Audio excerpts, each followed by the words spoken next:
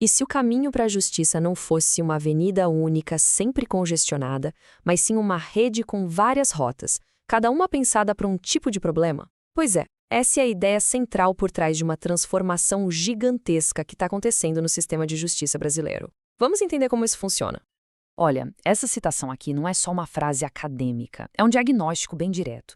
Um sistema de justiça descrito como obstruído, quase paralisado. Isso não significa só lentidão, não. É um sistema que chegou perto de um colapso, falhando justamente com quem mais precisa dele. Então, vamos começar pelo começo, entendendo a crise no judiciário, ou, como a gente pode chamar, o problema da porta única. Durante décadas, se alguém tinha um problema no Brasil, o manual era um só: processar. Era a única porta de entrada, e todo mundo tinha que passar por ela. O resultado? Um engarrafamento absurdo, processos que se arrastavam por anos, às vezes décadas, custando rios de dinheiro e deixando todo mundo frustrado. O sistema parecia desenhado para o conflito e não para a solução. Então, a grande questão era, como é que se sai de uma paralisia dessas? A resposta, claro, não era só contratar mais juízes ou construir mais prédios. Era preciso repensar a arquitetura inteira do que justiça realmente significa. E é aí que entra a ideia que começou a mudar tudo: o conceito do tribunal de múltiplas portas. Essa ideia, na verdade, não é tão nova. Ela surgiu lá em 1976, com o professor Frank Sander, de Harvard. Mas o ponto genial aqui é o objetivo. A questão nunca foi só ser mais rápido, foi sobre ser mais inteligente, sobre encontrar a solução mais adequada para cada tipo de conflito. Mas o que é, afinal, esse tribunal de múltiplas portas? A melhor analogia é pensar num centro de triagem como num hospital. Em vez de todo mundo ir para a mesma emergência, que seria o tribunal, o problema primeiro passa por uma avaliação. E a partir daí a pessoa é encaminhada para o especialista certo.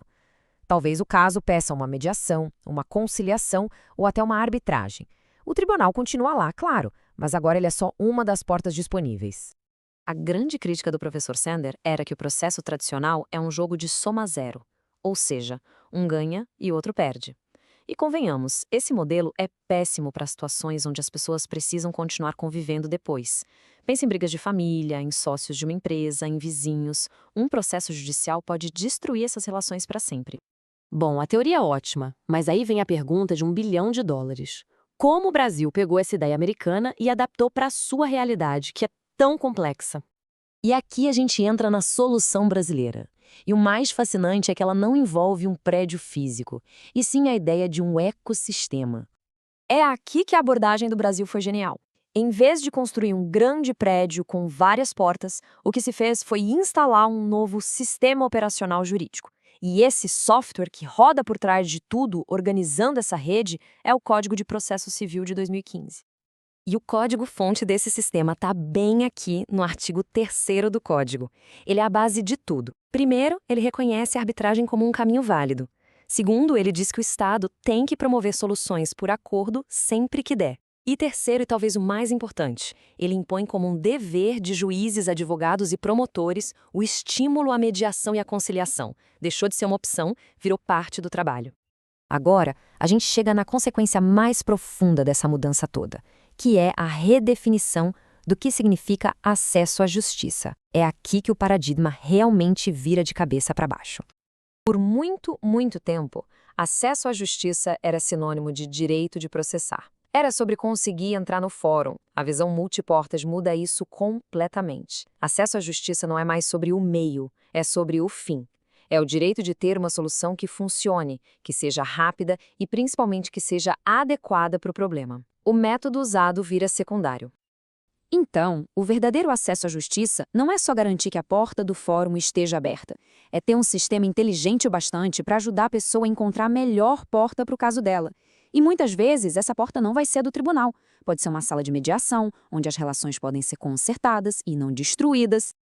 E isso nos leva ao nosso último ponto, que talvez seja o mais desafiador de todos: criar uma nova cultura de resolução de conflitos. Porque mudar a lei é uma coisa, mas mudar a mentalidade das pessoas é outra bem diferente. O objetivo aqui é que o processo judicial seja o último recurso, não o primeiro instinto. O sistema cria o que a gente pode chamar de uma tensão construtiva, um equilíbrio muito interessante. O direito de ir à justiça, de processar, continua lá, sagrado e intocável. Ninguém pode tirar isso. Mas o sistema inteiro agora é desenhado para te incentivar a tentar outros caminhos antes. O foco mudou de simplesmente tocar processos para frente para buscar soluções que durem, que realmente resolvam o problema na raiz. E a gente termina com essa reflexão que vai no coração de toda essa transformação. Qual é a verdadeira medida de sucesso para um sistema de justiça? É ter menos processos na prateleira ou ter mais conflitos bem resolvidos na vida real? O Brasil está apostando tudo na segunda resposta, remodelando a sua justiça para ser não só mais eficiente, mas também mais humana.